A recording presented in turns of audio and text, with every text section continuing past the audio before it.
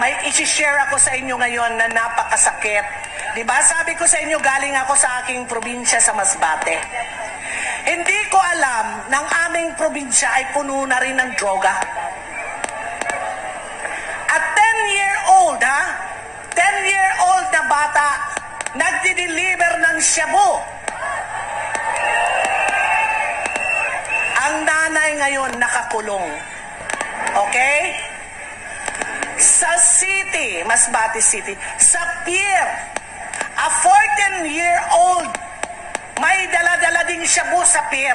Delivery papunta sa isang sasakyan doon sa dagat. Ang ibig sabihin, ang droga ay talagang grabe na.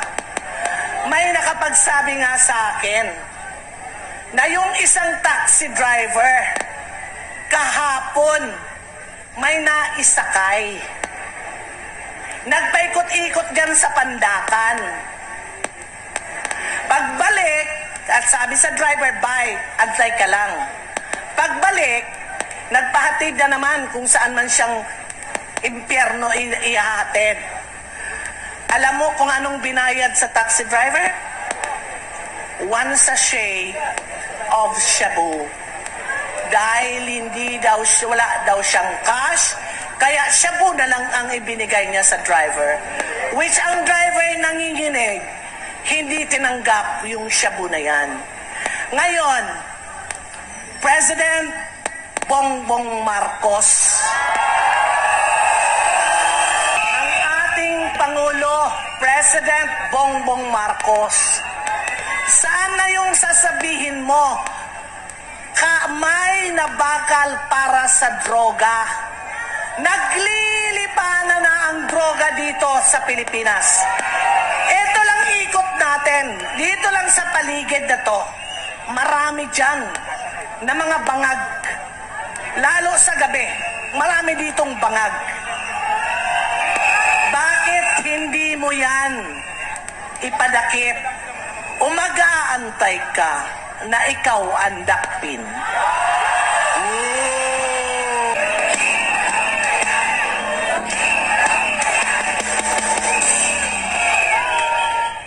Noong kapanahonan ni Pangulong Duterte, lahat takot.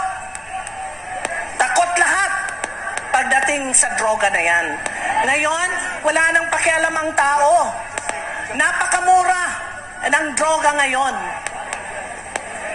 Dahil ang namumuno ay walang pakialam sa taong bayan kung saan pupunta. Ang droga ay nakakasira ng ulo ng kabataan. Gusto nyo ba, mahal naming Pangulo, na ang next generation, pagbaba mo, ay magiging tulala at mga kling dahil sa droga?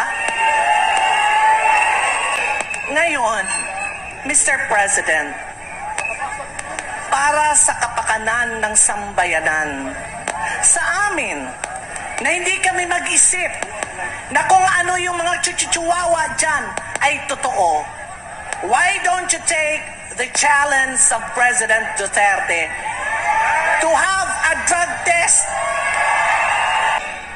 Para kami naman na mga anak mo, dahil ikaw ang Pangulo, kami ang mga anak mo, makatulog naman lang kami ng mahimbing kung sino talaga ang nagsisinungaling. Si President Duterte ba o ikaw ang nagsisinungaling? Yan lang po ang pakiusap ng bayan sa iyo, President Bongbong Marcos. Magsabay kayo ni President Duterte magpakuha ng drug test, hindi lang sa dugo, kundi pati sa buhok. Yes!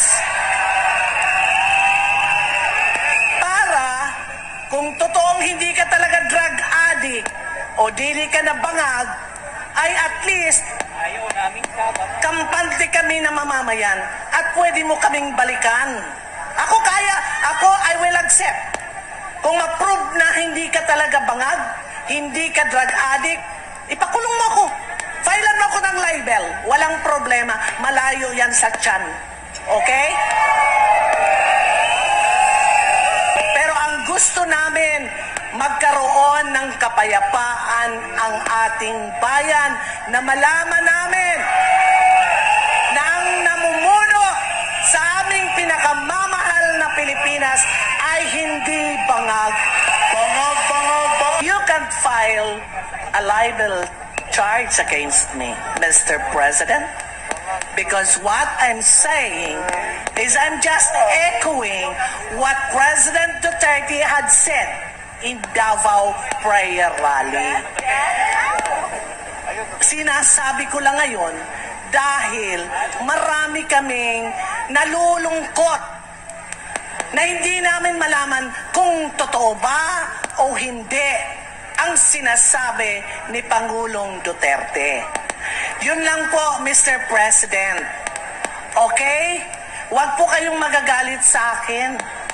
Ako lang po ay hindi naman ako nagsasalita ng walang dokumento, hindi rin ako nagsasalita na walang ebidensya, kaya at any moment, pwede mo rin akong ipatawag at sasabihin ko in front of your face kung ano yung nararamdaman ko bilang ina.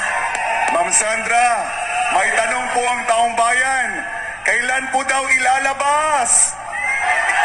Ilabas na yan! Ilabas na yan! Ilabas na yan! Siyempre, wala naman akong alam yan.